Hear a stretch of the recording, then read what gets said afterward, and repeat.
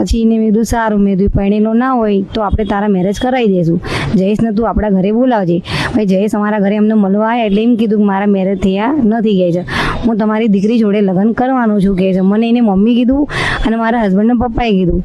તો નમસ્કાર સાહેબ, વિડીયોમાં તમારું સ્વાગત કરું ત્યારે તમને હાલમાં ખબર જ હશે કે માયરા સોયાબેન એટલે મિત્રો કે માયરા સોયાનું મિત્રો હાલમાં જ અવસાન થયું છે. ત્યારથી લઈને મિત્રો માયરા સોયાને લઈને અનેક પ્રકારના વિડીયો પણ સોશિયલ મીડિયા ભરમાં વાયરલ થઈ રહ્યા છે. ત્યારે મિત્રો હાલમાં જ માયરા સોયાને લઈને એક સૌથી મોટામાં મોટા સમાચાર મળી રહ્યા છે, જેમાં મિત્રો એમના મમ્મી ચોખ્ખા અને સ્પષ્ટ શબ્દોમાં એવું બોલી રહ્યા છે કે જયેશ સોઢાએ મારી દીકરીને ફસાવી છે. અને મિત્રો એટલું જ નહીં, જયેશ સોઢાને લઈને વઘુમાં વઘુ માયરા સોયાના મમ્મીએ એવો પણ ખુલાસો કર્યો છે કે મારી દીકરીએ મને 2-3 મહિના પહેલાં એવું કીધું હતું કે મારું જયેશ સોઢા સાથે અફેર છે અને હું તેની સાથે લગ્ન કરવા માગું છું. ત્યારે માયરા સોયાની મમ્મીએ એવું કીધું હતું કે તો જયેશ સોઢાના લગ્ન તો નથી થયા ને, ત્યારે તું આપણા ઘરે તેને બોલાવજે.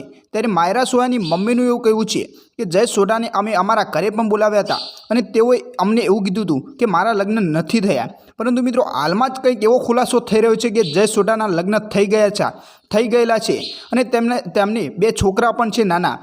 ત્યારે મિત્રો હાલમાં જે માયરા સોયા છે એમની મમ્મીનું એવું કહેવું છે કે તેણે ટૂંક સમય પહેલાં અમારા ઘરે આવીને એવું પણ વાદો કર્યો હતો, એટલે કે અમને એવું પણ કીધું હતું કે હું માયરા જોડે લગ્ન કરવાનું છું. હાલમાં કેટલાક અંશે એવું જાણવા મળી રહ્યું છે કે માયરા સોયાએ મિત્રો જયેશ સોઢાના કારણે આત્મહત્યા કરી છે. પરંતુ મિત્રો આનું સાચું કારણ શું છે એ તો હજુ સુધી ખબર નથી. પરંતુ મિત્રો માયરા સોયાની મમ્મીએ જે કીધું એ વિડીયો આપણે તમને બતાવીએ એ પહેલાં વિડીયોને લાઇક કરી, ચેનલ પર નવા હો તો ચેનલને સબસ્ક્રાઇબ કરી દેજો અને વિડીયોને શેર કરવાનું ભૂલતા નહીં મિત્રો. કરાવી દઈશું, જયેશને તું આપણા ઘરે બોલાવજે.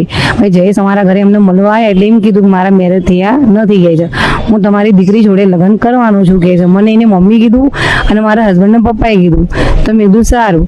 અને પછી એને થોડોક ટાઈમ થયો, 2-3 મહિના જેવું, એટલે મેં ફોનમાં જોયું કે એ છોકરો મેરેડ છે. એટલે મેં મારી છોકરીને કીધું કે આ તો મેરેડ છે.